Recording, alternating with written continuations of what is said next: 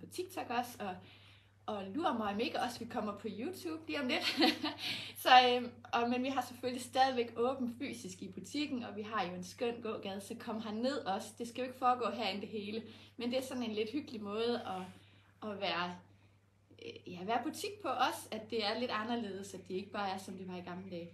Det kan også nogle gange stresse lidt, at det ikke er som i gamle dage, fordi der kunne vi jo bare åbne døren, køre gadevarerne ud, og så var vi klar, at vi skulle lige have støvsuget, og så kom kunderne. Nu om dagen, der skal vi sådan lige være lidt mere på. Vi skal både huske Facebook, huske Instagram og huske at være på TikTok, for det er også der, hvor de unge er. Og det er sådan, ja. Men det er sgu også sjovt nok. Jeg tror bare, man skal lige huske at omstille sig og tænke, at det er lidt nyt, og det er også fint, det er nyt.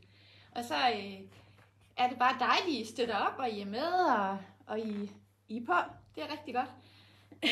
Nå, men det jeg vil gøre i dag, det er ikke et stativ med nummer og alt det der, som vi plejer at gøre. Det er simpelthen en tur rundt i butikken, hvor I kommer med. Det er på et stativ. I står her på mine mobiler, så det kan godt være, at det kommer til at ryste lidt, når vi lige går rundt. Men som sagt, så har jeg 20% rabat her torsdag, fredag og lørdag, for lige at skyde foråret i gang. Og så vågner vi op til det her regnvejr, og det var ikke meningen. Men sådan er det i modebranchen. Man skal være på forkant og have varerne klar til, når solen skinner, og det gør den jo lige om lidt. Så ja, men jeg viser lidt. Vi har nemlig fået, nu vil jeg lige vise først, nu ryster jeg det allerede, men nu skal I se den her denimjakke, som jeg har på. Den er lige landet i går, og det er virkelig en lækker ting. Det er sådan en skjorte, men kan også bruges som en denimjakke, men den er lidt oversize i modellen. Og så de her lidt rå detaljer i den rå farve her. Den er jo simpelthen fra Only, og med de store fede lommer rigtig god. Den koster 380 kroner. Og så er jeg ikke så skarp her fra morgenen af til de der 20%. Der er nok nogen, der har regnet ud allerede. 304 kroner. Jeg har min lommeregner. Så den her jakke får I bare til 304 kroner her torsdag, fredag og lørdag. Og det er altså billigt, og det er lige landet. Så det er fedt. Ja, men den findes også. Ja, det var only. Jeg har en small på. Den er så stor i størrelsen, men den skal være stor. Men hvis man ikke vil have den så stor, så kan man vælge et nummer mindre, end man plejer. Så er der også kommet den her model, også for only. Den er også fin. Den er helt mørkeblå med de hvide stikninger i stedet for. Og knapper, den er ikke helt så oversize i modellen, som den jeg har på. Lidt smallere, men stadigvæk det der lidt loose. Men denim. Det er helt vildt, hvad der kommer. Det bliver både på jakker og på shorts og på bukser og på kjoler, og man sætter det sammen. Cowboy på cowboy, eller denim, som vi jo kalder det. Yes, så det er must have at bruge både som en skjorte indendørs, ligesom jeg gør i dag, eller sådan i stedet for en cardigan, og så er den så fin, når solen skinner, som overtøj. Men altså både i den lyse, jeg har på, til bare 304 kroner her torsdag, fredag, lørdag. Og ellers så er den jo i den mørke, og det ser ud til det samme pris. Nu skal jeg lige være hurtigt. Ja, også 380 normalt, så bare 304 kroner her i de her dage. Ja, så vil jeg vise denne her. Det er fra Virmode. Den er så smuk. Og det her meget feminine stil kommer rigtig meget her til den nye sæson. Den er så fin. Den har sådan en smuk struktur på den her måde. Og så har den en fin hals med sådan et smuk detalje. Og helt let og lidt gennemsigtig i stoffet. Så den er smuk, hvis man skal være sådan lidt fræk med en blonde BH under. Og ellers så tager man selvfølgelig bare en top indenunder. Eller lad den stå åben over sin stropkjole. Eller en stroptop indenunder og lad den stå åben. Det er også sød. Den er fra Virmode. Den er god i størrelsen. Den er rummelig. Den koster bare 200 kroner. Så det må jo være 160, ikke? Ja, har jeg ret? Er det 160? 20% rabat, så det må være 160 kroner nu. Det er altså også en god pris, og vi skal have skudt det her forårssæson i gang. Så shop med her torsdag, fredag, lørdag med 20% rabat. Ja, den findes i den smukke hvide, som vi var god til sommeren. Men den er altså også i den sorte her. På den måde. Yes, og nu kan jeg se, det vælter ind med kunder, det er så dejligt. Jeg vil lige fortælle igen, at det bliver ikke, den her live, den er lidt anderledes, og det er jeg nødt til at lave lidt om, når det er hver torsdag. Så lige i dag, der bliver det noget med, at jeg viser jer rundt, fordi jeg kører 20% rabat torsdag, fredag, lørdag i butikken. Så I skal se en masse varer her, og det bliver altså ikke med numre, hvor man bestiller sådan noget. Man kan godt skrive, den der du viste i hvid, den vil jeg rigtig gerne købe, så skal jeg nok klikke den fra til jer. Men ellers så er det sådan, at I kan komme ned og se, og prøve at købe, og bare få inspiration her lige i dag. Men sort og hvid fra Viamoda. Og den er så god i størrelsen. Og det er også lidt dejligt, at det ikke er så småt det hele. Ja, så skal jeg vise jer det her sæt. I den her vaskede bomuld, så den får det der lidt hørstruktur eller sådan. Det er også, nogen kalder det blæstof. De der, hvad hedder det nu? Det er så lang tid siden jeg har små børn, men de der stofbleer. Yes, det er sådan lidt samme struktur, det er lavet i. Det startede med at være der sidste år, og i år går det amok. Her som en tunika for only. Og så kan man sætte en buks til i samme stof, så man får sådan et rigtig fint sæt. Det er super flot. Sådan noget som Ordin her, den koster 280. Og så er der jo 20% rabat. Så det er bare 224 kroner i dag. Boksen her, den findes i den hvide. Den er også i en sådan støvet grøn. Den kan I lige se her. Den støvede grønne her. Og så er der lidt tilbage, 2 styk i den her grønne. Så er kun 2 styk tilbage her. Men 180 kroner får I sådan en buks til her torsdag, fredag og lørdag. Og ja, det er sådan en rigtig dejligt sæt nu til sommeren. Nå, nu kommer I lige med her. Undskyld. Nu skal I ikke falde ned. Nå, så har vi fået den her nemlig. Det er en bluse, det er sådan en rigtig cafébluse, plejer vi at kalde den, fra Viamoda, i det her tern, og så med fletdetaljer. Den har sådan et lidt bredt ærme og fletdetaljer på ærmet også. Og så er den god løs i modellen. Den findes i denne her farve, og kommer I lige med på tur her igen. Den er i den her fine mørkeblå, som er super flot at sætte til hvide bukser til sommer. Og så findes den også i den her farve. Og det er så en god model med lidt god størrelse på. Og ja, 280 kroner, og så har vi 20% rabat, så det er mega billigt. Yes.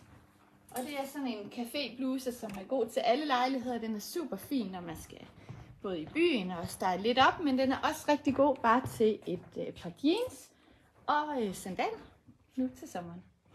Ja, så er der kommet shorts. Nu står Michael og griner af mig derovre, tror jeg. Nej, han kan ikke se mig. Jo, det kan han måske godt.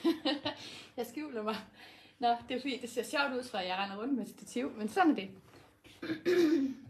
De her, det er en must have, og det er derfor, vi har fået den i butikken allerede. Fordi at det er sådan en, vi spår, vi kommer til at tonse ud. Det er en shorts med en sød længde, sådan okay lange. Så har den en skrålomme og elastik, og så er den lavet sådan noget modal, sådan noget rigtig blød, lækker strukturstof. Mega lækker at have på. Og så koster den kun 250, og så trækker I jo bare 20% rabat fra her torsdag, fredag, lørdag. Den findes i denne her farve, i sand. Så er den i sådan en lidt mere brun. Så er den kommet i klassisk sort og i den hvide. Og det er for only, og det er en super lækker model. Den er ikke gennemsigtig. Den hvide er måske en lille smule gennemsigtig. Men det må den også godt være lige hvid i hvert fald. Og så er der kommet en klassisk blå, og I tænker nok, for Sørensen, da det er ikke shorts værd. Men jeg sælger altså mange shorts, og det er fordi, at mange de tager på ferie nu. Og så har vi også de kunder, som kommer og siger, at jeg skal bare have den i large, mens den er der i large. Og så er det altså noget, vi ved jo, vi kommer til at skal bruge igen. Det kommer jo, selvom det regner af det. Så sådan en stribet klassiker her, med en lomme og en sød model med en lille slis for neden. Den er for only, koster 230, og så er det altså 20% rabat torsdag, fredag og lørdag. Og det er på grund af rabatten, at jeg jo kører en lidt anderledes live i dag, så I bare lige får lidt smugkig af varerne, og så kan I komme ned og se løs her torsdag, fredag, lørdag. Nå, vi går videre. Så skal I se denne her. Det er fra JDY. Der er knald på farverne. Det er så dejligt. Det er ikke bare sort og hvidt og sand det hele. Det er sådan en viskose t-shirt med et kort ærme. Smuk i farven. Og så er den stadigvæk, selvom den har knald på med den røde farve, så er den stadigvæk sand i bunden, eller i mønstret. Så den er nem og lidt rolig at sætte til et par sandfarvede bukser eller et par jeans. Men det giver lige lidt farve og lidt knald på. Det kan vi jo godt lide. Og den koster bare 180 kroner. Skal vi lige se. 180. Og så er det 20% rabat. Så 144 får I den her smukke t-shirt til. Kan man bestille her? Ja, det kan man. Jeg har bare ikke skrevet nummer ved, så det er noget med, at I skal lige være skarpe og skrive den der smukke bluse med den røde farve. Så skal jeg nok finde ud af, hvad det er for en, og lægge det fra til jer. Og så når det er i dag, så betaler man bare, når man kommer, og så kan man også få det prøvet af. Og sådan noget. Men jeg skal nok lægge det fra, hvis der er noget, I gerne vil have, og så længe I ved, at I lige skal have den størrelse, I skal have, før den er væk. Så jeg håber, at det kommer til at gå lidt stærkt her torsdag, fredag, lørdag. Det er i hvert fald det, der er meningen med de 20%, så vi lige kan få sparket i gang i forårssalg. Men ja, JDY, og hvad var jeg sagde, 144 kroner. Den findes også, nu I kommer simpelthen frem og tilbage her. Den er også her, i den her fine farve. I leopardprint, sort og sand. Det er sådan meget klassisk. Det er med næsten hver år, og super flot og elegant. Og der er jo ingen, der kan se, at den her ikke koster 400 kroner. Men den koster altså bare 144. Og så er det viskose, det er skønt at have på. Nå, nu vi er her, så skal I lige dreje sig med her. Godt. Igen en kjole fra JDY i det her dyreprint. Det kommer der altså en del af. Leopardprint kommer der også rigtig meget af. Men i zebra her, hvor den er gennemknappet, som en skjortekjole, og så har den bælte. Man kan selv bestemme, om man vil binde bæltet her foran, om man vil tage det helt af, så den bare er løs, eller binde den bagpå. Det er altså også super sød. Så har den et langt ærme, og til sommeren kan man bare smøge det op, så man får den som et 3/4 ærme. Det giver bare en sød detalje. Den har en god længde. Den er sådan, det vi kalder lang. Den går ned til anklen cirka. Alt efter hvor høj det selvfølgelig er. Så er det lige en slisseside, men den er ikke så høj slissen, at det er for fragt. Den er super god. Nå, så nu vi er her, så vender vi lige rundt her. Så jeg kan godt se, det I er lidt på, og så kommer I lidt af, og så kommer lidt flere på, og så kommer I lidt af. Og det er nok også fordi, nogen bliver overrasket over det på den her måde, men det er det lige i dag, fordi at jeg jo gør det hver torsdag, og så skal der være lidt forandring i det. Så i dag, der er det sådan en lyntur rundt. Men den her, den har I taget godt imod. Der har det lykkedes os at skaffe et sortiment mere. Lige den her er sort. Jeg viser den lige en anden farve, så er den nemmere at se. Den er til bare 180 kroner normalt, og så tager I jo 20% rabat på. Så det er virkelig en god pris. Den har det her mega flotte struktur. Og en god model med lidt størrelse. Og en V-hals. Det er også sådan en café-bluse. Det er sådan en, man altid kan anvende, både til arbejde, til hverdag, til biografturen, til caféturene. Den er mega brugbar og mega nem. Yes. Så til de unge kunder, hvis der er nogle af dem her i dag. Eller de er nok i skole, jo heldigvis, det skal de jo være. Men der er sådan noget her rigtig populært, hvor det går ud over skulderen, så man har bare skulder på. Den er her nu i strik i den her, og så kommer det i forskellige kvaliteter. Også lidt tyndere kvaliteter nu til sommeren. Men det her med bare skulder, det er meget populært, og det er noget, vi kommer til at se rigtig meget til. Yes, så er det lige kommet shorts i den her også. Det er igen fra JDY, og det er sådan en habit shorts med god længde. Den går faktisk næsten ned til knæene. Og så har den lomme her, skrålomme, og et lille læg og fast lænding. Og der er sådan ligesom lidt stretch i stoffet, og den er sød nu med strømpebukser under, men den er også rigtig fin som en sommershorts. Og så har den lidt længde, og det er der mange, der forespørger. Der altså så er den jo faktisk også, selvom den har alt det gode med længden og alt det, så er den også produceret bæredygtigt. Det er genanvendt polyester, der er kommet i, sådan at man har lidt tanke for det bæredygtige og for at passe på vores klode, og det er jo en rigtig god ting. Men fra J.Y. så plejer det at være billig. Den koster bare 200 kroner, og så er det 20% rabat, så 160 kroner i dag. Så kommer vi videre her, for nu er der kommet en ting, som vi har set tidligere, som er kommet igen, fordi vi solgte den så godt. Den der helt almindelig basis t-shirt, og så med det der mega flotte blonde ærme. Og masser af god plads i den, lidt stretch. Den er fra Virmoda, og den koster 150 kroner. Og så er der jo 20% rabat, så det må være hvad, 120? Eller hvad? Ja, er det ikke? Jo, hjælp mig. Og den er i den her hvide, og så er den altså også i den her blå farve. Den der. Så det er også mega god ting lige at starte sæsonen op med, hvor man får lidt af det her forårs til en rigtig god pris. Men altså torsdag, fredag og lørdag kommer I bare ned og shopper løs her med 20% rabat. Og så skal I lige se, nu hapser jeg dem lige her, så I ikke bliver helt søsyge. Den her, igen en basis t-shirt, sådan rigtig sommerlig. Den er fra J.Y. til bare 130 kroner. Med et fint mønster her foran.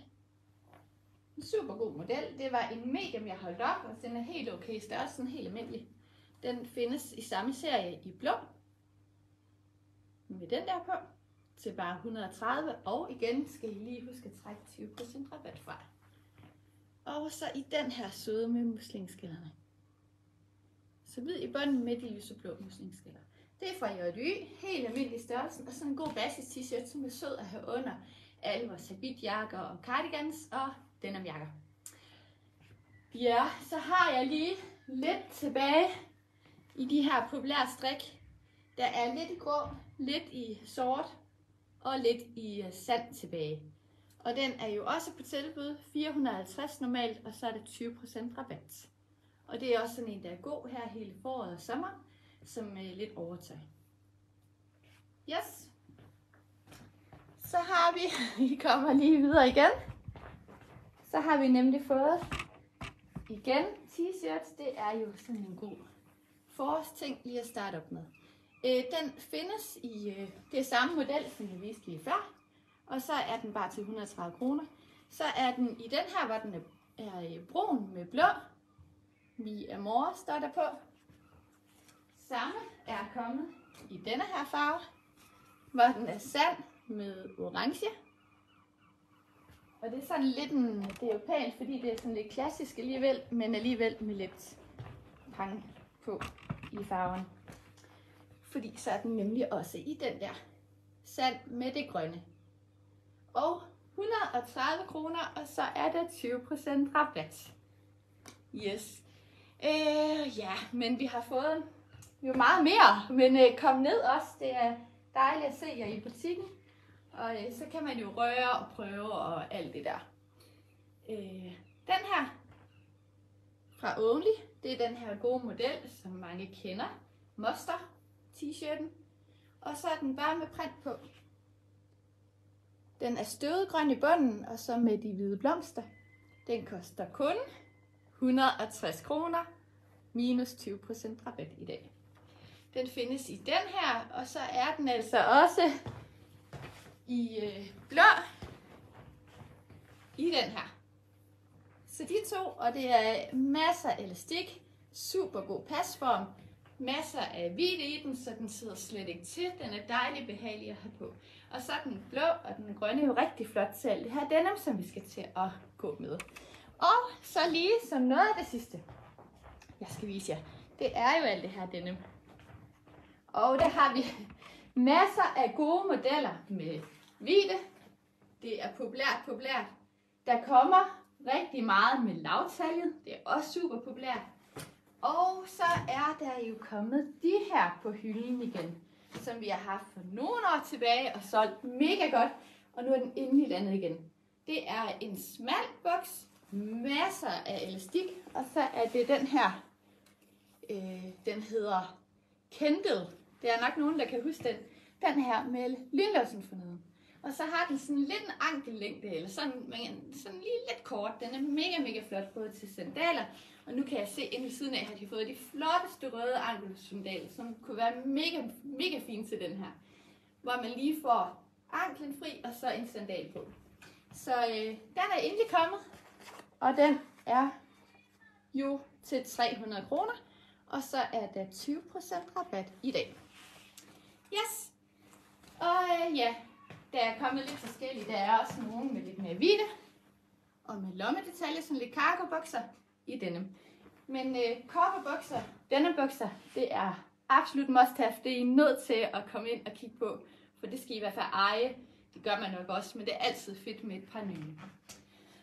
Ja, og så er endnu en grund til, at Facebook og Instagram er fed, men det er også fedt at komme i butikken, fordi at, det er faktisk sådan, at helt tilbage, når mændene de skulle på jagt, så kom de ud, og de skød, og de tog hjem igen. Og vi kvinder, vi skulle jo samle bær, så vi gik og kiggede og smagte og duftede.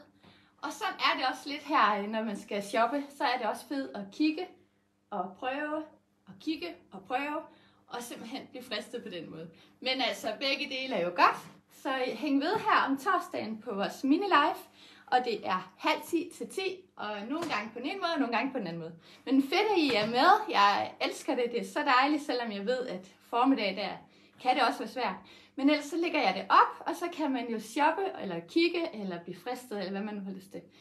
Er der noget, I har set her, som I ikke kan vente med til eftermiddag, så skriv hernede, så skal jeg nok klikke det fra til jer.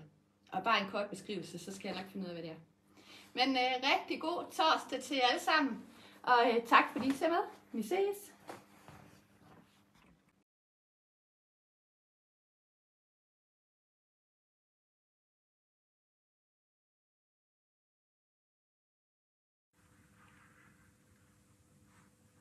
Hej. Så har vi torsdag igen. Og der er live her fra morgenen af, eller i formiddag her. Ja, nu er klokken jo kun 9:29, så vi går live her 12:30, men nu er den lige sendt op og klar. Og jeg kan høre, at de andre begynder